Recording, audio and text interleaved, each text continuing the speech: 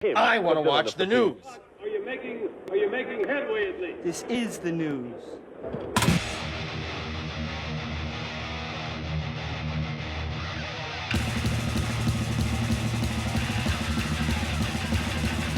Schmack-a-macabre! It is time for the only news that matters. And Tom Sawyer is one of the best known songs in Rush's history. Yet the band almost abandoned the track before it was completed.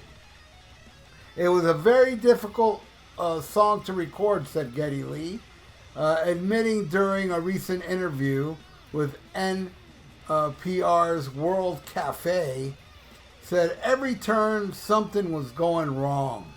The sprawling tune, which was recorded for the band's 1981 album Moving Pictures, was almost left on the cutting room floor.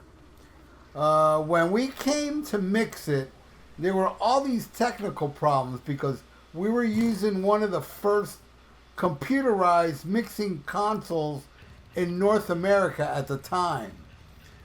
This was in 1980, right? 79, 80, and there was this grounding problem. And the song kept mixing itself. It kept remixing itself. So it was just like nothing was working. And at one point I thought, maybe we just forget this song and move on.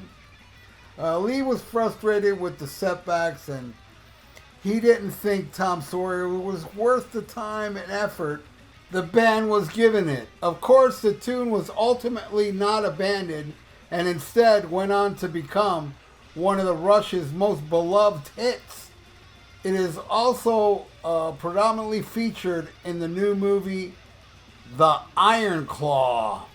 Geddy said, it just goes to show you I wouldn't know a hit single if I tripped over it. There I was, on the verge of even accepting the idea that maybe our most popular song ever would end up in the trash can. Wow. Yeah, can you imagine? Tom Sawyer would have been scrapped. The very beloved Rush song that people that aren't Rush fans love it, you know? And I don't get it. I'm a huge Rush fan, but I do not understand the love for Tom Sawyer. I never have. Even when I bought Moving Pictures in 1980. And I saw the Moving Pictures tour twice. And yes, they kept playing Tom Sawyer back then. And I remember when Tom Sawyer was a new song, everyone went nuts. I mean, nuts for it. I remember it got such an amazing reaction the first time I saw it. And every time I saw Rush after that, people always went nuts for Tom Sawyer. To me, Tom Sawyer always had the best reaction to every Rush show I've been to. It was that song that got the whole place nuts. And for some reason, I just don't get it. And I never, ever did. It's a song I just don't like. And also, I don't like Camera Eye either. Camera Eye is another one that's very beloved. And I've seen them play Camera Eye. I saw them play it back then, Moving Pictures. And they played it on the R40 tour, the very last tour they did. I went to New Orleans to see them, and they played Camera Eye that night. Now, Camera Eye and Tom Sawyer, I wouldn't say are offensive and they're horrible. No. But man, it's whatever. That album, Moving Pictures, everything else is stellar on it. Love Red Barchetta. YYZ's amazing. Limelight. Witch Hunt, one of my favorites. And of course, Vital Signs. I absolutely love Vital Signs. And I love this album. So by Geddy not wanting it on the album or almost scrapping it reminds me of Ronnie James Dio and Rainbow in the Dark, his biggest hit. He was going to put a blade through the tape. He hated it. And I think it was Jimmy Bain or the rest of the band convinced him, dude, you're nuts. This is gonna be a hit. And they were all right. And Ronnie said in all the interviews, I thank you so much for stopping me from, this tape. And Yeah, I mean, as much as I dislike Tom Sawyer, I wouldn't want it not out there because look how many people love it. One of Rush's most beloved song. It is, I think, man. I don't think any song is higher than Tom Sawyer as in beloved. Like, if you were to do a poll, and I'm not talking about a poll to hardcore Rush fans, just a poll to the general public, Tom Sawyer would win hands down. It's the most popular song they ever did. All right, should I end the news or should I rank the Rush albums? What's that you say? You want me to rank the Rush albums? All of them? Sure. Oh, wait. What do you say? Oh, you don't want me to rank the Rush albums. You want me to end the news. Screw you. I'm listening to this guy. All right, here we go. These are my Rush album rankings. There's 18 albums in full. And just so you know, I'm a Rush fanatic, but they lost me with a few albums that are at the bottom on this list. More than a few albums, really.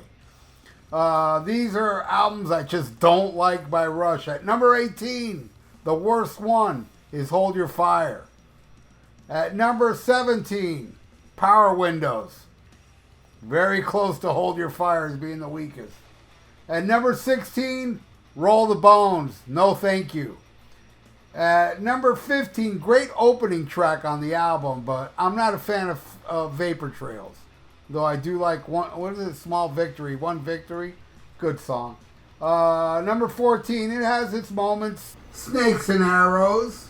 At number 13, yeah, Presto has its moment. I used to really dislike Presto, but I've grown to like it. But yeah, I mean, I like it. I don't love it. And the same goes for Test for Echoes, which would be number 12, right? Yeah, I think it's 12 or 13, one of the two. And I love the song Driven, and I love Test for Echoes. That song's cool too. A couple other good ones on there. Next, Counterparts. This is the album that got me into Rush again after a string of albums I just didn't like. But I like Counterparts though. But where I ended with Rush until, Counterparts brought me back in, Grace Under Pressure. I love that album. That album's the dawn of all the synth. Yeah, there was a lot on Signals, but, Grace took it even a step further. But there you go, Grace Under Pressure. At number 10, at the top 10, their last album, Clockwork Angels. Absolutely love it. And all albums I'm about to name now, this is where I'm a Rush fanatic. I love all these albums. So yeah, Clockwork Angels, I think is an awesome album. Love the last song, The Garden, beautiful. But, Headlong Flight, it's got a lot of great stuff. At number 9, Signals. I love Signals, man. When it first came out, I saw the Signals tour, Analog Kid, Chemistry. What a great, great album, man. Losing It, beautiful. All right, at number 8, their most popular album, Moving Pictures. I love it.